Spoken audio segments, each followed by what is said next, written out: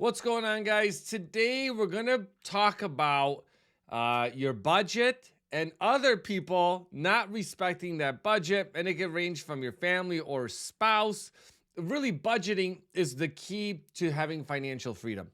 And for a lot of people, they focus on other things like the emotional aspect of purchasing a property, trying to stretch a budget because they are impressing somebody, or compromising on that financial stability because they're also thinking of like their forever home. So we're going to break some of those things down. What is real, what's not, because at the end of the day, you're the one that's making the mortgage payment, not me. But you really have to understand the dynamics and then what really happens. So first thing I want to talk about is the emotional aspect of buying a home versus the financial side of it. I feel like the folks that we help, majority of the time, there's some type of drama that goes with home ownership. It could be either from, making an offer on the property, but you lose out on the property and you miss out on that dream home of yours, or you might be in limited inventory. And same thing, it's just very competitive. Now we're kind of going into the spring, summer, fall markets. It's really the hottest time of the year to look at home ownership. So it just really kind of depends too on what your financial picture is to really get into that. So a lot of emotion goes into home ownership and buying that property. Because also just looking at something, falling in love with it, and then also just then maybe finding out that the home isn't gonna is going to have issues down the line because you did a home inspection, which we always recommend. All those things are huge factors when it comes to home ownership. Another part of this is also going to be the social pressures of purchasing a property. Now, there could be your spouse that's like, hey, we want to be able to buy something bigger. We need more space, or whatever the case may be. You have friends, family, comparing people to each other. Like, hey, they have a bigger home. We want a bigger house. But again, at the end of the day, you're paying for that, not them. And really, that's why focusing in on your personal budget, what you feel comfortable making on a monthly payment, and making it that your decision. Now, if you have VA disability compensation or you're thinking about filing for it, know how your particular county and state works when it comes to applying those benefits and how they work, because every area is a little bit different. And I see too many times veterans get caught off guard by that happening. Now, one thing I want to touch on as well is going to be the desire for more space or better amenities, or really talking about that forever home when it comes to veterans becoming homeowners and really going outside your budget. And sometimes it can make sense. I'm gonna say that, but I'm gonna back it up with a couple things after we talk about this piece. Space is a very important thing because you don't want to get in a situation where you may feel that you're going to outgrow your property sooner than later. And what I mean by that is that you really need to own a property for a couple of years in order to at least even just break even, unless you have some kind of an event happen, maybe that would drive values up high or fast, and that's pretty hard to predict, in my opinion.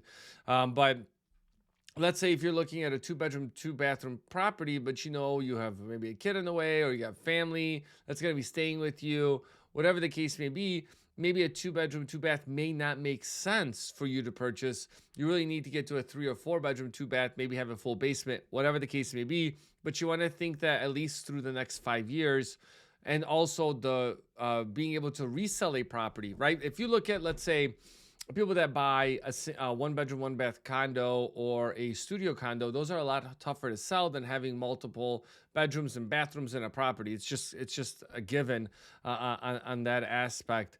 Amenities play a big role as well into home ownership and what people look for, especially with HOA dues. If you're looking at like condos or planned unit developments that have an HOA, those things like having maybe a male person there, or everything being taken care of around the property for you, is a convenience factor. And those are things you have to think about, because otherwise it's your time that you're spending doing that. Now let me touch on the forever home. Forever home is when someone is like, hey, we're gonna buy this place and we're gonna live it forever. And a lot of people have that same mindset, even myself. Now, the average time a person lives in a home is going to be 7 years. And obviously, with rates being historically low a couple of years ago, we have the market hemorrhaging somewhat. That's why we have limited inventory, but more market inventory has been coming on the market as well, which is easing up a lot of things because I think people are realizing that, hey, we bought a property and this isn't working out for us because it's just too small. We have to bite the bullet and take a move on that piece. Now, where it can make sense to purchase a larger property or maybe go over your budget. And this is something that, we have real conversations about with people. One thing you want to think about is if you're buying a property that needs renovation work. And, this is kind of like my personal situation as well, but we talk to people every day about this as well. And so let's say, for example, that an area is selling for, average homes for a 3-bedroom, 2-bath is, let's say, 400,000, because that's what the average is across the country right now. Obviously, you could definitely get into homes much cheaper than that or way more expensive than that. That's really up to knowing what your budget is and what you're comfortable with on a monthly payment. So let's just say $400,000, kind of like the medium area purchase price, okay? And somebody comes in and they do gut rehab on a property. They make it, everything that you want it to be. And let's say that same property is going to be selling for $450,000, but fully renovated, everything to what you want it to be. There's a couple things. One, there's going to be a payment difference in what your monthly payment is going to be, which affects what your overall qualification is going to be, right? So you have to be also qualified for this. But the other big thing is going to be is if you find a home that, let's say, the average condition of a property at $300,000 is not suitable for you. So if you were to look at that same property and say, well, if I put X amount of money into it, it'll get me to this same property, right? This is kind of the mindset you kind of go in with it. And so, I'm assuming that it's going to cost you more money to try to get a renovation deal than buying already a rehab property. But again, that's why you have to look at the numbers to see what makes sense. And if you're planning on doing the renovation yourself also, you got to think about how your finances are structured, because if you say, well, I have 50,000 to dish out because I can make up that difference and I can make it my style, cool. And you're good with that, you're good to go. But for a lot of people, they really don't want to do the renovation work. And I 100% agree with it because I'm going through it myself right now. It is not a horrible process. It's a daunting process because there's a lot of things that you have to think about and you have to get that you normally would never think of when it comes to just even picking out tile. Like, that is a process in itself, unfortunately. Now let's talk about a little bit about your financial responsibility and kind of how all this factors into your employment situation and some of the things that come up with home ownership. So let's talk about stability over both the short term and long term. Everyone's financial picture is a little bit different. And if you guys want, please schedule a call with me from a lending perspective. Happy to walk you through all this because there's just so many factors that go into home ownership. And I want to be able to break that down because, again, each person's situation is different.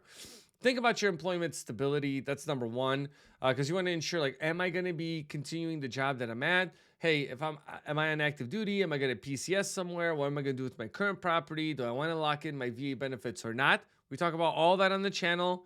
Go to the channel, go into search, and you can pretty much search anything that you want within it. And if it doesn't exist, drop a comment and I will create a video all around it.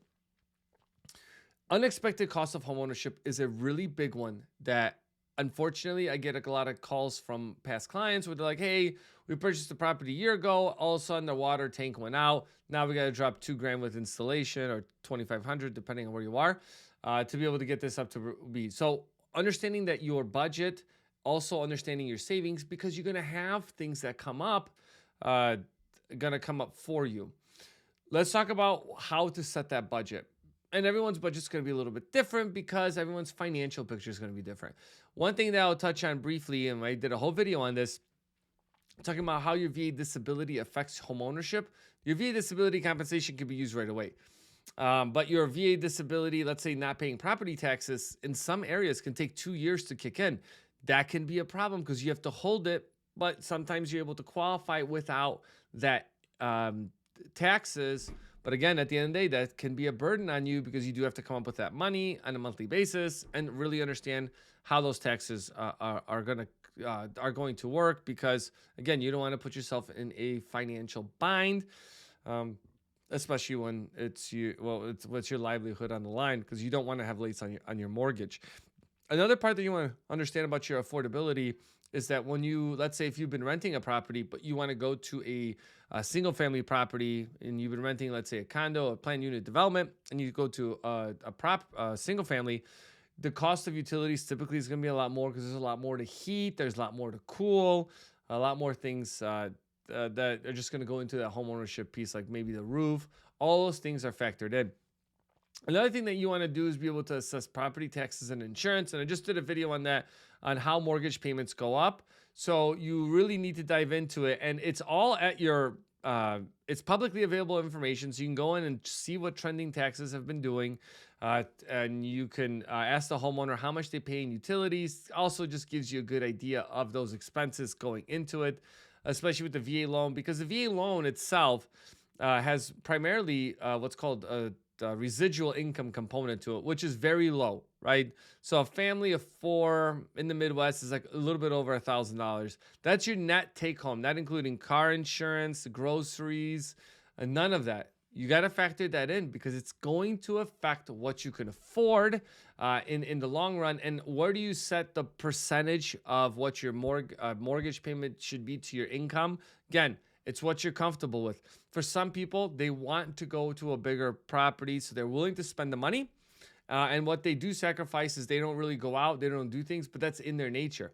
Other people are like, I love to travel, I want to go out, I want to do things. So they opt to go for far lower payment qualification than what they actually qualify for because they understand their lifestyle. And that's something that you as an individual need to understand that. And when you're trying to stretch your budget, because let's say you valid-ish reason is where hey, I might be a disability, it's gonna kick in. I'm comfortable to make sacrifices in the short run to be able to get to, so I don't have to like buy and sell because we want a bigger property. And you also want to stay away from living for paycheck to paycheck and having flexibility for emergencies, travel, and home upgrades, or just general repair for that. And, sometimes, I'll touch a little bit about families and everyone's situation, again, different. But sometimes people have their entire families go and look at properties and everyone's making a decision together. So it definitely adds some cloudiness to this process because, you're not factoring let's say, a family member's finances into qualifying for the VA loan. Yes, you could do a joint VA home loan application. Did a video on that as well. But it's not as advantageous because you do have to put a down payment done on the property. And also, what if they end up not living with you after a short period of time or a long period of time? Now you're stuck making those payments and having all of that goes with it. So make sure you're having those discussions up front. And if you're already in it, like right now, I would definitely just take a step back, talk with everyone, talk with your spouse, talk with your family, and look at the reality. Because the longer that you wait to become a homeowner, right, historically speaking, the higher the cost is over time. So you don't do yourself a favor by waiting longer or trying to get to that absolute perfect house. That means you're not buying a house. And then all that means is when you're trying to buy a house later, the home values have gone up significantly more, historically, again, not guaranteed. And then again, you are going to be in this vicious circle of not owning a property and just making someone else richer by paying their mortgage by renting a property. So those are all some good takeaways for you guys to have when it comes to this process. If you guys have questions, please drop a comment below. Always happy to help and walk you through that process, especially when it comes to new videos. And but again, the link in the schedule call with me down below, and I'll get you guys soon.